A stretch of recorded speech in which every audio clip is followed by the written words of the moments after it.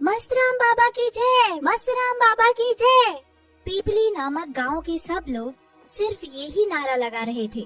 दूर दूर से लोग आ रहे थे और मस्तराम बाबा के आश्रम जा रहे थे।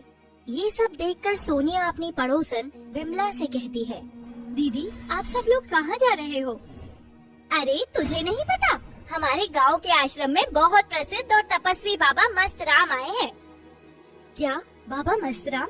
ये कौन से बाबा हैं जिनका नाम भी इतना अतरंगी है? सिर्फ नाम ही नहीं, उनके काम भी अतरंगी हैं। हमारे गांव की सभी गरीब बच्चियों को उन्होंने नौकरी दिलवाई है अपने आश्रम में, और जिन औरतों के बच्चे नहीं होते थे, बाबा की कृपा से सबके आज बच्चे हैं। अच्छा, इतने चमत्कारी बाबा हैं।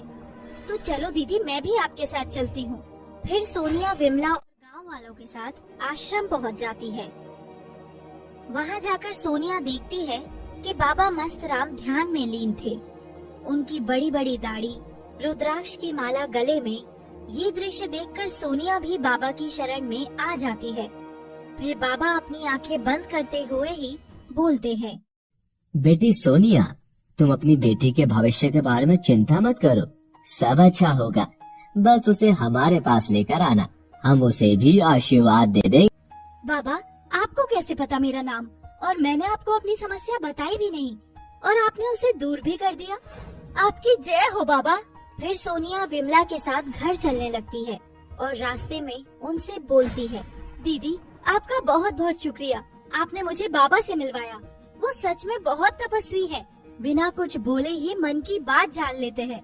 हाँ, मेरे बाबा सबके सुख दर्द दूर करते हैं, तभी तो दूर दूर से लोग स्नेहा को बाबा के बारे में बताती है। उनसे मिलने को भी बोलती है, पर स्नेहा को इन सब चीजों में इतना विश्वास नहीं था। फिर भी वो अपनी माँ के कहने पर वहाँ चली जाती है। दोनों आश्रम में पहुँच जाते हैं और बाबा स्नेहा को आशीर्वाद देने के बहाने उसकी कमर पर गलत तरीके से हाथ लगाते हैं। स्नेहा को ये बिल्कुल पसंद नहीं आता और वो वहाँ से गुस्से में चली जाती है। घर पहुंचकर इससे पहले स्नेहा कुछ बताती, उसकी माँ उसे बहुत डांटती है। ये क्या तरीका था स्नेहा, तुम ऐसे वहाँ से क्यों आ गई? बाबा क्या सोचेंगे हमारे बारे में? उनका इतना अपमान मैं बर्दाश्त नहीं करूँगी। तुझे कल ही उनसे माफी मांगनी होगी। पर माँ, पर वर्क कुछ नहीं, चलना है मतलब चलना है, समझी? अगले दिन फिर से सोनिया अपनी बेटी को लेकर बाबा के पास पहुंच जाती है। बाबा इसे माफ कर दो, इससे गलती हो गई, ये अभी नादान है। कोई बात नहीं बच्चा, पर हमें लगता है कि तुम्हारी बेटी पर किसी का बुरा साया है। इसे कुछ दिन आश्रम में ही छोड़ दो, हम सब सही कर देंगे, वरना इसकी मृत्यु निश्चित है। मुझे कोई खतरा नहीं है और तुम जाओ यहाँ से, ये मेरा हुक्म है। फिर बाबा के सब चेले और सुरक्षा कर्मी चले जाते हैं, सिर्फ बाबा और अनोखी रह जाते हैं। जैसा तुम चाहती थी मेरी जान, अब सिर्फ हम दोनों हैं। अब बाबा को अपना जादू दिखाओ। अनोखी बाबा के करीब जाती है और बाबा अपनी आंखें बंद कर लेते हैं। तभी वहाँ स्नेहा एक रस्सी लेकर आती है, जिससे स्नेहा और अनोखी मिलकर बाबा के हाथ पैर बांध देते हैं। स्नेहा तुम यहाँ, और ये सब क्या है? एक क्यों बांधा है?